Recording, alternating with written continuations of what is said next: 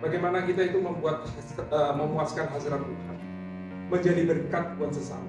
Ya, menjadi berkat buat sesama. Matius 25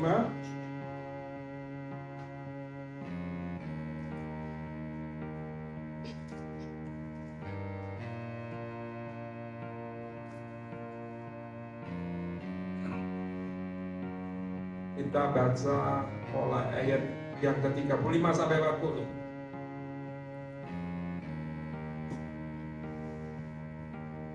Matius 25 ayat 35 sampai 40. Sebab ketika aku lapar, kamu memberi aku makan. Ketika aku haus, kamu memberi aku minum. Ketika aku seorang asing, kamu memberi aku tumpangan. Ketika aku telanjang, kamu memberi aku pakaian. Ketika aku sakit, kamu melawat aku. Ketika aku di dalam penjara, kamu mengunjungi aku.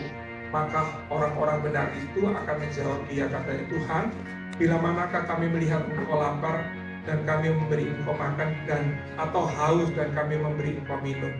Bila mana kami melihat engkau sebagai orang asing dan kami memberi engkau tumpangan, atau telanjang dan kami memberi engkau pakaian? Bila mana kami melihat engkau sakit atau dalam penjara dan kami mengunjungi engkau? Ayat yang ke-40, dan raja itu menjawab mereka, aku berkata kepadamu, sesungguhnya segala sesuatu yang kamu lakukan untuk salah seorang dari saudaraku yang paling hina itu, kamu telah melakukan untuk aku. Jadi yang pertama, yang ketiga, kalau kita mau memuaskan hasrat Tuhan itu, hidup kita itu menjadi berkat buat sesama. Perekonomian semakin sulit. Ya. Untuk banyak kali kalau saya ketemu teman sepi, bahkan ada banyak yang tutup. Kalau Bapak Ibu bisa lihat itu pada gerai-gerai transmart, rumahnya yang tutup, ada PHK dan lain sebagainya. Gimana Pak? Ekonomi sulit. Gimana kita harus menjadi berkat? Seperti ini Bapak Ibu. Kita harus memuaskan hasrat, menjadi berkat buat sesama. Pak, saya belum kuaya. Surabaya kan gitu, kuaya, tak bilang kaya. Kalau kuaya itu apa? Kalau saya sudah kuaya Pak, harus saya menjadi berkat. Tidak Pak. Menjadi berkat itu bukan hanya kita itu memberkati mereka secara materi. Bentuk perhatian kita itu bisa kita menjadi berkat. Dikatakan apa? Kita mengunjungi orang yang di penjara, orang yang sakit, itu kita sudah menjadi berkat buat mereka. Yesus mengatakan seperti itu. Kalau engkau memperhatikan orang yang hina, berarti sudah memperhatikan. Itulah yang memuaskan hasrat daripada Tuhan. Bukan berarti apa kalau misalkan kita sudah bekerja mengumpulkan, waduh, kamu rapat-rapat supaya tidak bisa lepas. Tuhan tidak mengenal seperti itu.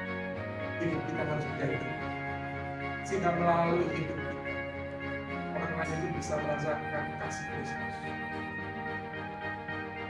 Kok bisa ya orang itu yang mungkin tidak berkelebihan, tapi ketika aku membutuhkan mereka itu bisa menolong aku. Ini Bapak yang memuaskan hasrat. Janganlah kita itu terlalu perhitungan sama Tuhan. Kita itu sudah ditebus oleh Yesus. Berarti kita milik Kristus. Berarti seluruh keberadaan kita termasuk harta kita itu adalah milik Kristus. Kan? Jadi kalau Tuhan menginginkan kita menjadi berkat buat sesama kita, berikan. Jangan berhitungan. Berkati. Padahal kita juga membutuhkan. Nah ini pasti bukan suara Tuhan. Suara hatiku adalah itu suara saya. Aku butuh kok, aku disuruh berkati, ini gak betul. Tuhan kan tahu kalau aku gak seperti itu. Kita menjadi berkat.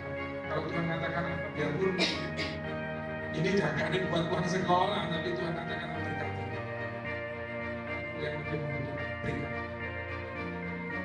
Jangan malah kita di dalam nama Yesus, semua perkataan itu pergi meniti dari hidupmu. Tapi kita mau belajar untuk masuk seperti poin yang kedua, kita datang lagi menjalin hubungan yang intim dengan Tuhan sehingga kita pekakan suara Tuhan.